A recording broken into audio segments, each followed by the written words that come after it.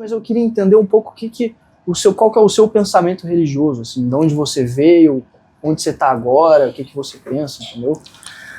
Eu sou crente. Sim. Eu sou protestante, evangélico. Eu nunca fui de igreja denominacional, dessas conhecidas, assim, né? Assembleia Batista e tal. Eu me converti numa igreja de bairro, perto da minha casa, uma igreja pequenininha, que nasceu na frente da minha casa, inclusive. Depois de uns anos mudou para perto e tal, e eu tinha muitos amigos nessa igreja já. Então, quando eu decidi me converter, e eu decidi mesmo, foi um negócio meio racional mesmo, assim. E isso me assemelha um pouco ao C.S. Lewis, inclusive. Então, quando eu decidi que tô cansado, vou na igreja. E aí, eu fui para essa igreja, porque eu já conhecia, tinha muitos amigos lá, e conhecia o pastor, tudo. Então, de lá passei por outras igrejas, algumas até um pouco mais conhecidas e tal, mas no fim das contas, eu me considero um cara não denominacional, né? E bem maloqueiro, para falar a verdade, no sentido teológico, assim. Eu lembro que uma vez eu fiz parte de uma igreja que eu congregava lá e o pastor queria abrir uma espécie de seminário, queria fazer coisas de educação lá e tal. Aí eu falei para ele, olha, tá bom, mas o que eu não posso é dar aula de teologia, porque eu sou maluco, eu vou estragar as pessoas aqui se eu der aula de teologia, porque eu tenho umas ideias controversas em sentido teológico e tal, porque tem coisas de teologia chamada liberal que eu gosto, por exemplo. Então, assim, eu não me prendo muito a teologias específicas, a dogmas específicos. Hoje eu sou bem tranquilo, apesar de ter estudado bastante isso num período, assim, da minha conversão. Mas hoje eu sou bem tranquilo em relação a isso. Mas, para resumir, é isso. Eu sou evangélico. Hoje eu frequento uma igreja aqui também, uma igreja que não é denominacional, que é a Casa da Rocha, uma igreja aqui em São Paulo, cujo pastor é o Zé Bruno, que até andou hypando aí na internet, os conteúdos dele viralizaram, e ele ficou muito irritado com isso, porque hoje ele é um cara low profile, e aí uns cortes dele acabaram viralizando. Acho que um cara que até criou um perfil no Instagram, cortes do Zé Bruno, e ele tá bem irritado com isso, porque a igreja tá entupindo de gente, tá ficando gente em pé lá no fundo, e ele tá bem contrariado. Eu falei pra você desligar o cabo da internet há 2 anos atrás, você não quis desligar, agora segura, né? Isso é engraçado, que é uma mentalidade completamente diferente do que a gente tá acostumado, né? Hoje todo mundo quer viralizar um corte, etc. Não, o cara quer fazer um negócio ali pra comunidade dele, etc. A igreja já tá grande, ele tinha aquela ideia de uma igreja não muito grande, mas não tem como, né? Então,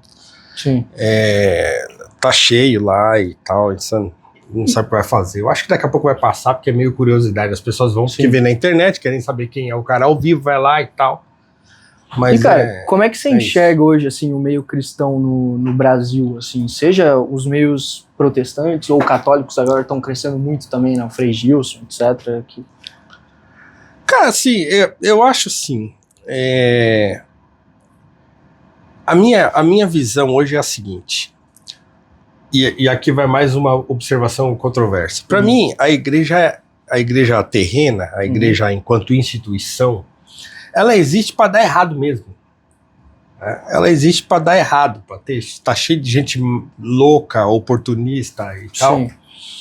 Porque essa é mais uma prova, e aqui falo como um cristão, de que a gente necessita da graça e da misericórdia de Deus. Então vai dar errado, porque é a gente que está tocando esse negócio. Mas o Espírito Santo... Tudo bem, né? O Espírito Santo existe e ele faz com que essa coisa não se aniquile por completo. Continua lá. Mas assim, a gente pôs a mão, vai dar errado. Vai chegar uma hora que vai dar um BO, vai acontecer alguma coisa, vai ter uma treta lá. Então é muito difícil. Você não vai encontrar uma igreja que... não, poxa, essa aqui tá... não tem porque é a gente que conduz. Então, na verdade, eu acho que a obra do Espírito sobre a igreja, ela atinge as pessoas, né? A instituição, a coisa toda, ela é feita para mostrar que a gente não tem a menor chance de dar certo mesmo, né? Então, se tem gente botando a mão, acabou, não tem como. A igreja enquanto instituição não é diferente de um clube, de uma ONG, de um sistema político, de um congresso. Né? Tem gente, tem disputa de poder, aí entra dinheiro, né? Aí entra aquele monte de gente que vai doente, porque é óbvio que, né, ele veio para os doentes mesmo. Então a igreja está cheia de gente com problema, e aí a coisa começa a ficar esquisita. Por quê? Porque as pessoas chegam lá com problema e não são tratadas. Então fica assim, aquele bando de gente doente, né?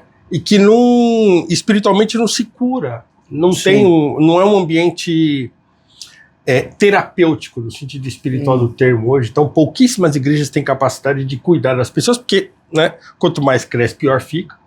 Sim. Então é mais difícil cuidar ainda das pessoas. E aí criar pequeno grupo, aí não sei o que. Aí o pequeno grupo começa a ter disputa, aí não sei o que. Aí o cara que é o líder do pequeno grupo começa a falar umas loucuras, aí vai contra o que o pastor falou, aí não sei o que. Sim, então é aquele negócio.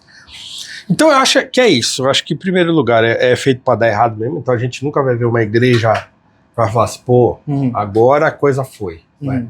Mas eu acho que tem um detalhe importante nisso, que é a vida da igreja,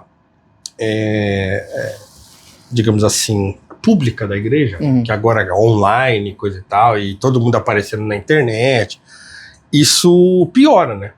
Sim. Piora, porque tem muitos detalhes que são da natureza espiritual da igreja, ou da mística da igreja, que estão em evidência hoje, por razões escusas. Eu até gravei um conteúdo para o Valete Plus, eu tenho uma sessão minha lá, e na última semana eu gravei um conteúdo que é mística e política, que eu falo do tal do falar em línguas, né? Sim. Que agora você liga na internet, tá cheio de páginas, cheio de coisa. Eu falo que eu cresci na Assembleia, né? Então eu via isso toda semana. Exatamente, mas ali você sabe por que aquilo está acontecendo, ou deveria saber, você entende o contexto daquilo acontecer, concordando ou não.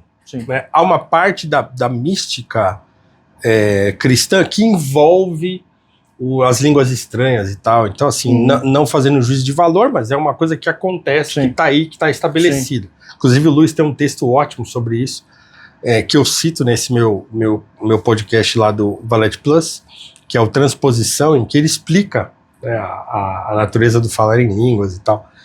Mas é óbvio que isso virou e já tinha virado nas igrejas uma espécie de atestado de autoridade espiritual. Então, se você fala em línguas, não, é que o Espírito Santo está sobre você. O tal do batismo com o Espírito Santo manifesto sobre falar em línguas. Você só foi batizado no Espírito Santo se você fala em línguas, né? Ou falar em línguas é uma evidência de que você foi. Exatamente. Né? Então, não necessariamente, mas, né, todo aquele que fala em língua supostamente foi batizado com o Espírito Santo, que também é um contexto teológico que é controverso dentro do meio evangélico, mas isso virou um negócio de autoridade espiritual. Então, se você fala em línguas, você é uma pessoa espiritual, ou você é, como o apóstolo Paulo diz lá aos Coríntios, você é ridicularizado. Você é louco, que loucura é essa, né? As pessoas estão de fora vendo aquilo, acham aquilo tudo uma doidice. E as pessoas estão doidas mesmo, e cada vez mais doidas nas igrejas, então as bizarrices vão se multiplicando. Sim. É triste, mas eu acho que ao mesmo tempo é o cumprimento da palavra. Então, vida que segue. Eu pergunto isso porque, assim... Falei muito, hein? Não, mas pode falar.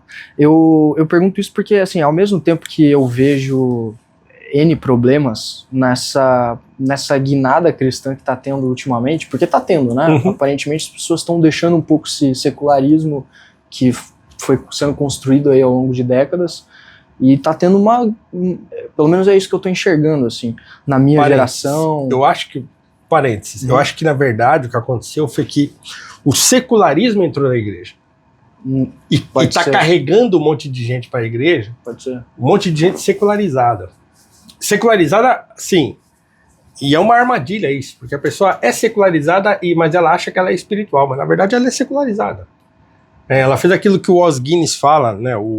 Tem um livro maravilhoso do Rubem Amorese, que chama Icabod. Se você não leu, tem de ler. Se quem está assistindo a gente não leu, tem de ler.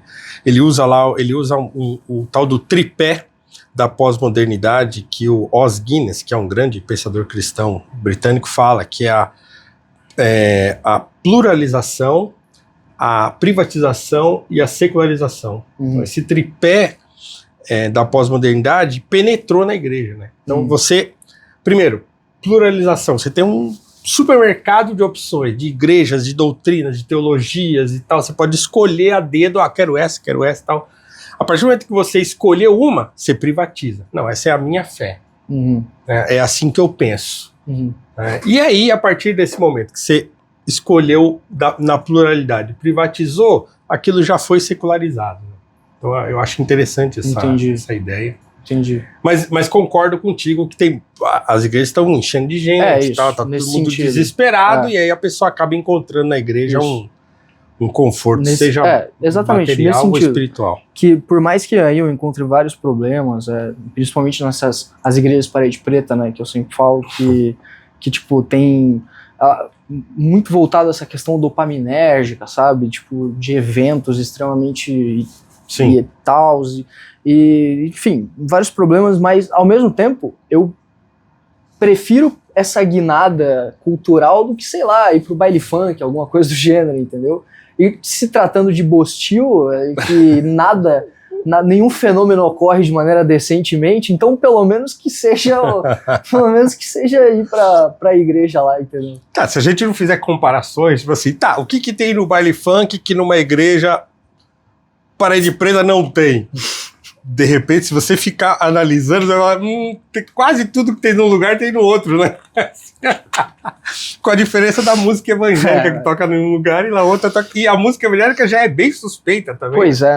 Então, quer dizer, é melhor a gente não fazer comparações, não, mas que há um aumento significativo aí das igrejas, né? Seja lá que tipo de igreja e tal, de fato há.